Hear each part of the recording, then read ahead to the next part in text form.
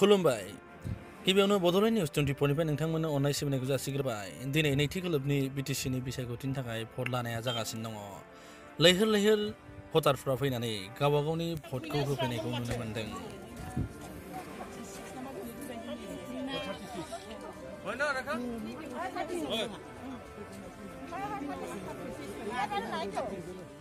चिरां जिल्लानि सिङाव थानाय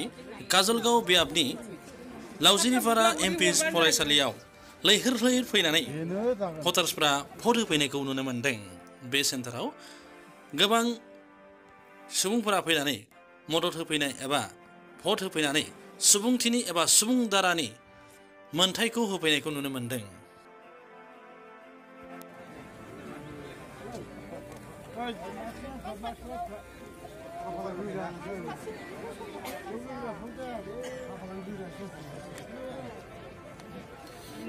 खायनोमोन आङो बिब्रांखौ मानो हराखै नोङो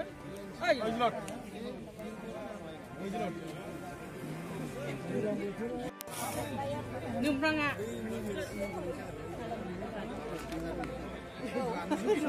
बिमाखौबो होनो